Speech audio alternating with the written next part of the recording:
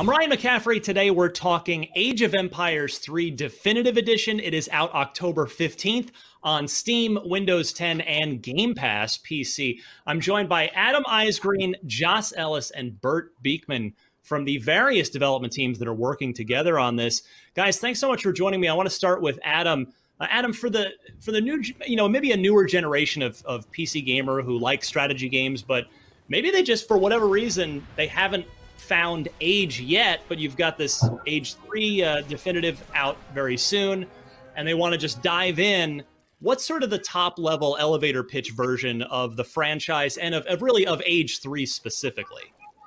Well, Age is a series that's always concerned itself with history. We're a series of real-time strategy games that has always been about embracing what is amazing about humans and how we've come so far and how we've moved through history as different civilizations and which ones have kind of grown up and which ones have fallen under the weight of time.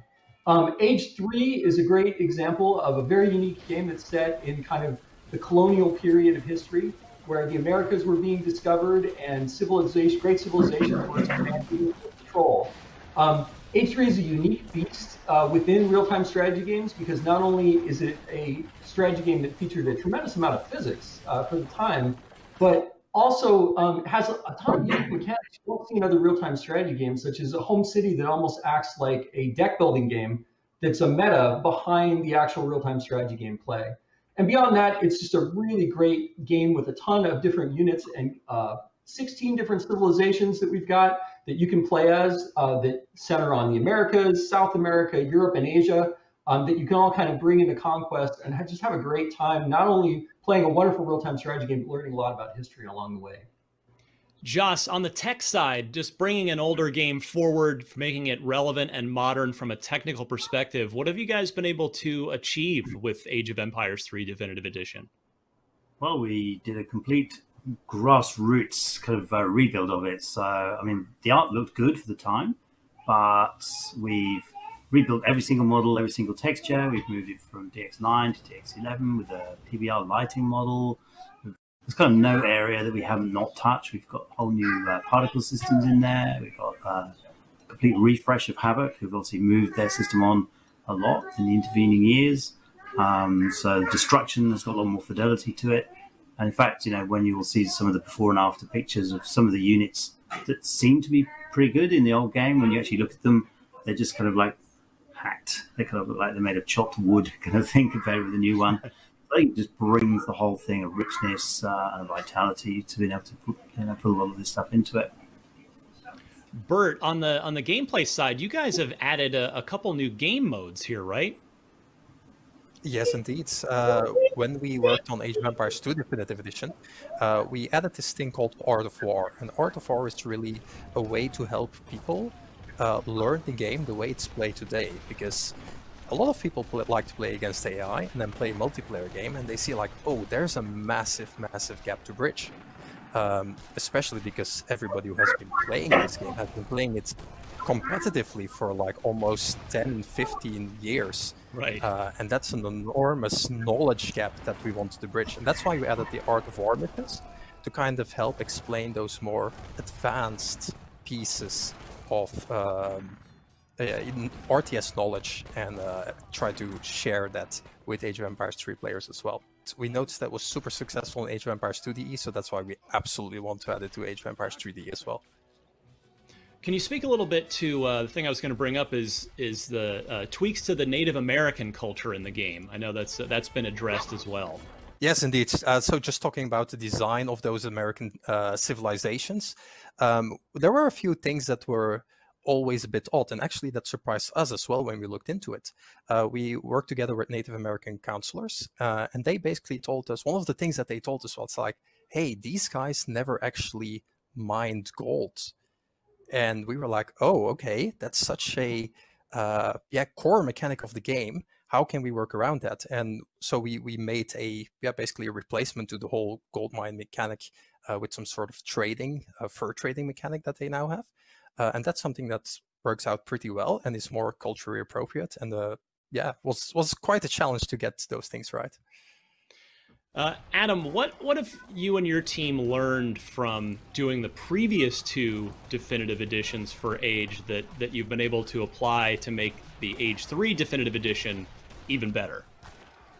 I think the most important thing that we've learned and grown along the way as a studio is in listening to our fans and working with them on these definitive editions.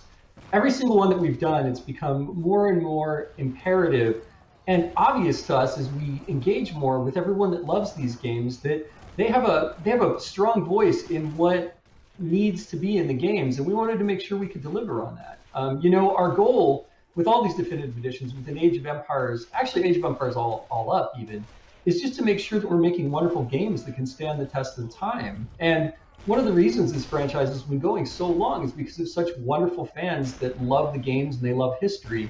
And so, I mean, all of our learnings have been everything that's kind of been brought to us by fans. And what we've been trying to do is every single definitive edition that we've done, we're kind of leapfrogging each one. So we'll find something that works really well in one, and we'll continue it to the next one and the next one. And even sometimes retroactively, we'll go back and put into features or look at putting in features that have resonated so well in the others. And I fully expect that to continue into Age 4 as well. So something like Art of War, which has gone over really well because we wanted to teach players the fun of real-time strategy games and why they're great.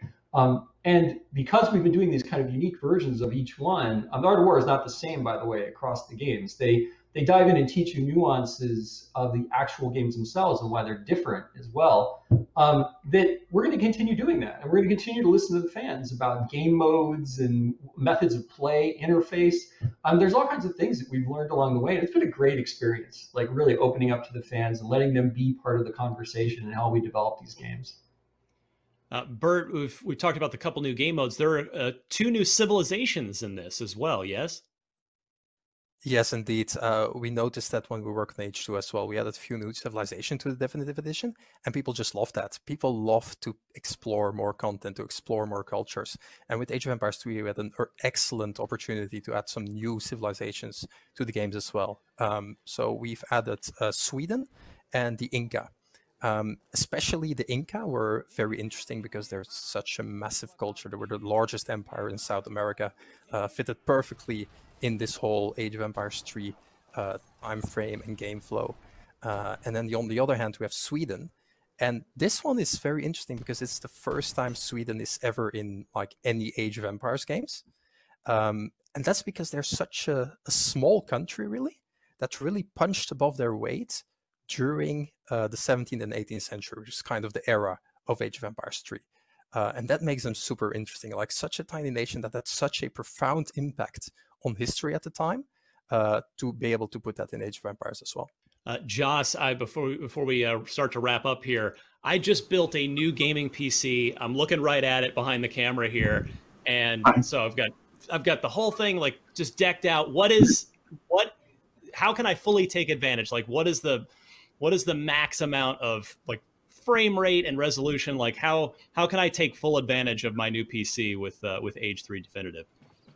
Okay, I'll quickly add, we've gone to huge pains to make this game work on pretty low-end systems, so you're going to get a good experience across the board. If you want to crank it to the max, it's fast CPU is one of the big things. And the more gigahertz, you don't necessarily need a ton of cores, but a fast CPU and a decent GPU. 4K is fully supported, obviously.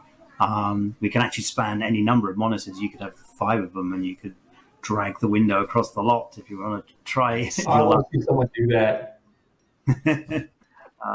So yeah, we've really gone to pains to try and support everything from a very bottom end, kind of like literally a Surface Pro 3, right the way up to an epic gaming rig. With NVMe drives will help a ton, tons of RAM. You don't need an RX 3000 series though.